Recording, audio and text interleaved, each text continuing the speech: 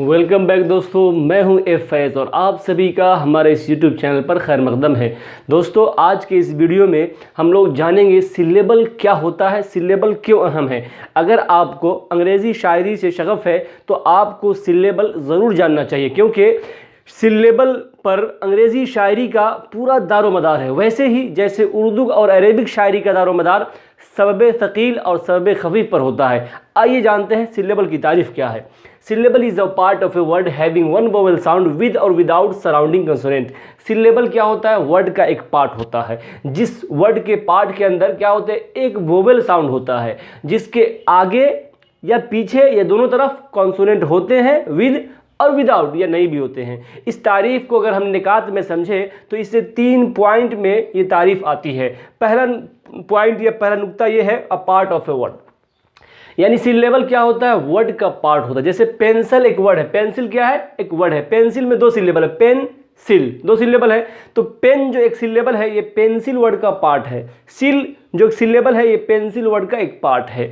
तो ये अक्सर व बेशतर सिलेबल वर्ड का पार्ट होते हैं, लेकिन हमेशा नहीं, क्योंकि बहुत सारे अल्फाज ऐसे हैं जो मोनोसिलेबल हैं, यानी एक सिलेबल वाले हैं, एक ही सिलेबल है और एक वर्ड भी है। जैसे पेन, पेन देखिए एक सिलेबल है और एक वर्ड भी है, तो वर्ड का वो पार्ट कैसे होगा? तो ये है। अच्छा, एक और चीज़ बहुत अहम है, सिलेबल जो है, सिलेबल में स्पेलिंग माने नहीं रखता, मैटर नहीं करता। मैटर क्या करता है? प्रोनाउंसिएशन, तलफ़ुज़।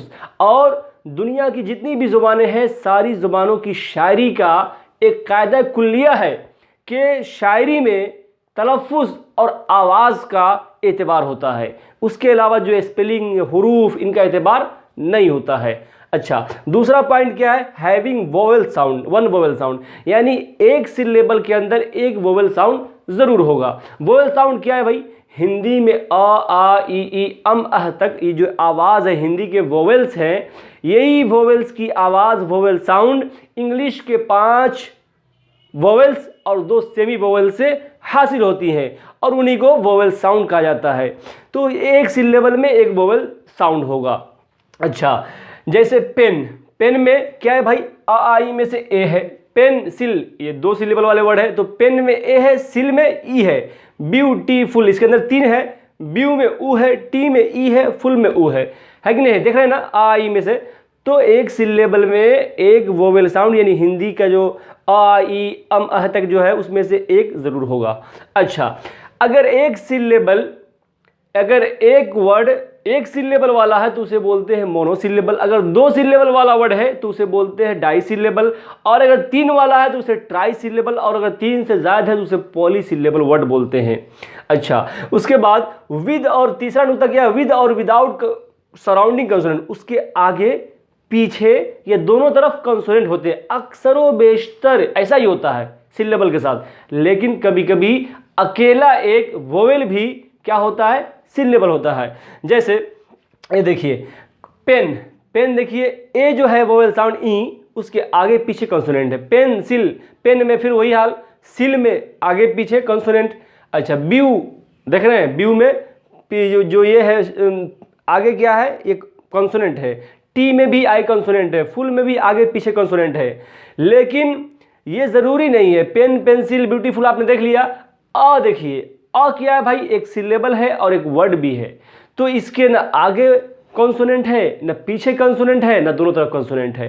बाय अ, बाय अ जो है इसके अंदर 2 सिलेबल है। बाय में पीछे तो कॉन्सोनेंट है, लेकिन अ में न आगे कॉन्सोनेंट है, न पीछे कॉन्सोनेंट है, न दोनों तरफ कॉन्सोनेंट है, तो ज़रूरी नहीं है। अच्छा, यानी किसी वर्ड में कितने सिलेबल हैं इसको कैसे जानेंगे? इसके जानने के कई एक तरीके हैं। पहला तरीका क्या है कि क्लैप मेथड, तालियां बजाएंगे। ब्यूटीफुल, आप जो कोई वर्ड बोलिए और ताली, ब्यूटीफुल, आपने एक वर्ड बोला ब्यूटीफुल, 3 बार ताली बजी। जितनी बार तालियां बजेंगी उतने सिलेबल उस वर्ड में होंगे। समझ में आई बात? तो ये, उसके बाद दूसरा तरीका है चिन मेथड, यानी ठोड़ी पे अपने कलाई रखिए, हथेली रखिए और बोलिए ब्यूटीफुल। ब्यूटीफुल में 3 सिलेबल है, आपकी ठोड़ी 3 बार आपकी हथेली से टकराएगी। जितने सिलेबल होंगे उतनी बार बोलने में, उस वर्ड को बोलने में आपकी ठोड़ी से आपकी ठोड़ी आपकी हथेली से टकराएगी। तो ये है, ये दोनों ज़रा मुश्किल है। तीसरा जो तरीका है डिक्शनरी मेथड, ये बढ़िया है, अच्छा है, और यही मैं रिकमेंड करूँगा। डिक्शनरी मेथड के लिए सबसे बढ़िया जो डिक्शनरी है, जो सिलेबल को वजाहत के साथ बताती है, फुल स्टॉप के जरिए अलग अलग करके बताती है, वो है ऑनलाइन डिक्शनरी कैम्ब्रिज डिक्शनरी।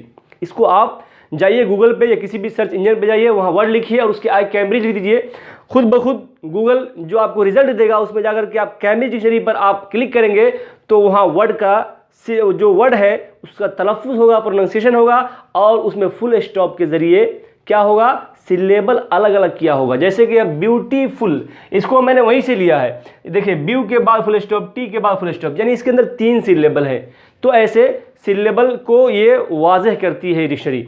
अच्छा, बहुत सारे वेबसाइट भी है, एक बहुत मशहूर वेबसाइट है howmanysyllables.com, इसको ज़रूर विजिट कीजिए, देखिए, अच्छा है, बहुत बढ़िया है। अच्छा, इसके लिए मैं एक और चीज़ आपको बताऊंगा, इसकी मश्क के लिए इंग्लिश के अंदर इंग्लिश शायरी की एक किस्म है हाइकू। हाइकू के अंदर 3 लाइनें होती हैं, पहली लाइन में 5 सिलेबल, दूसरी में 7, तीसरी में 5। ये मुतय्यन है, जब मुतय्यन है तो आप जितनी हाइकू पढ़ेंगे उतनी ही ज़्यादा आपकी सिलेबल की जो है मश्क अच्छी होगी और आप सिलेबल को पकड़ने में, उसे पहचानने में आप क्या होंगे, माहिर होंगे। तो हाइकू पढ़ा कीजिए। उसके बाद क्या है, लिमरिक।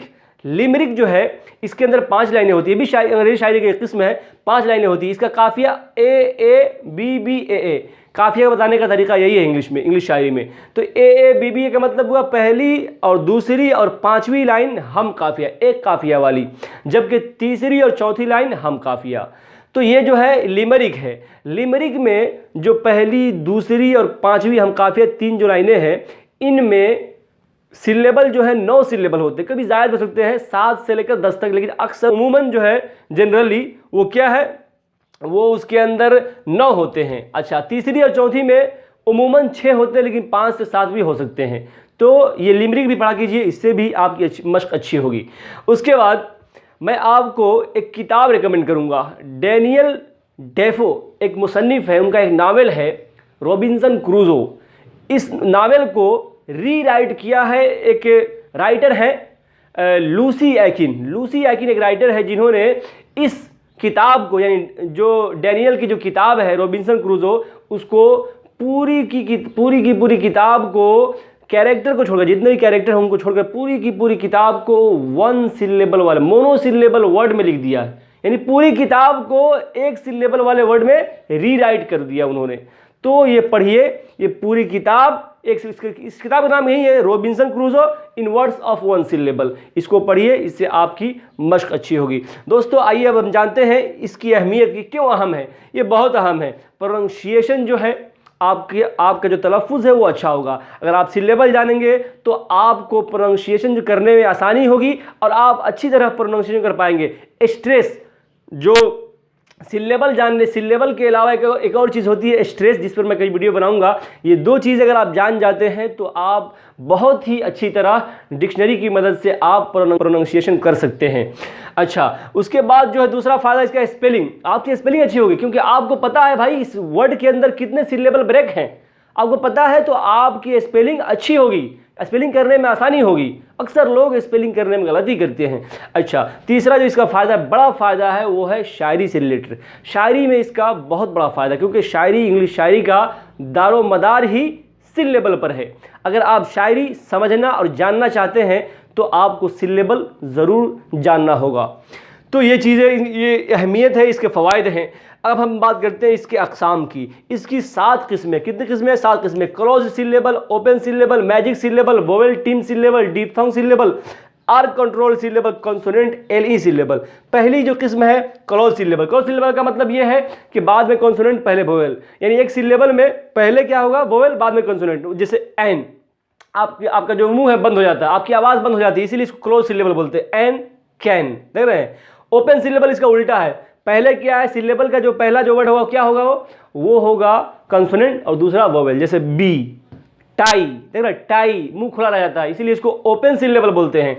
मैजिक ई सिलेबल क्या है भाई, सिलेबल के आखिर में ई हो, उससे पहले कंसोनेंट हो और उस ई की आवाज़ अगर नहीं आती है तो उसको बोलते हैं मैजिक ई सिलेबल। जैसे बोन, बोन में ई है, उससे पहले कंसोनेंट एन है और ई की आवाज़ नहीं आ रही है। उसके बाद चौथी किस्म है वोवेल टीम्स। वोवेल टीम्स और डिप्थोंग मिलते जुलते हैं। वोवेल टीम्स क्या है भाई, दोनों के अंदर 2-2 वोवेल होते हैं, 2-2 वोवेल होते हैं। पहले के अंदर वोवेल टीम के अंदर दोनों वोवेल एक आवाज़ देते हैं, दो वोवेल मिलकर एक आवाज़ देते हैं, उसको बोलते हैं वोवेल टीम। जैसे टीम, टीम जो वर्ड है इसके अंदर ई ए दो वोवेल है लेकिन आवाज़ एक आ रही है, ई की आवाज़ आ रही है।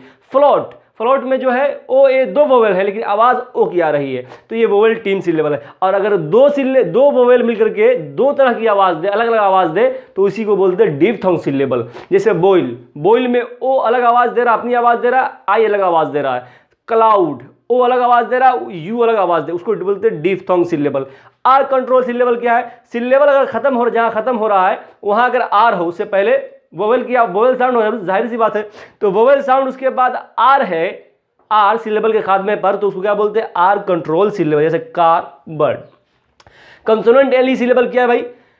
एल ई आखिर में हो और उससे पहले क्या हो? कंसोनेंट हो, तो उसको क्या बोलते हैं? Consonant L E syllable. जैसे बबल, एल ई है उससे पहले B, consonant. Circle, L E है उससे पहले सी, सर्कल, कंसोनेंट।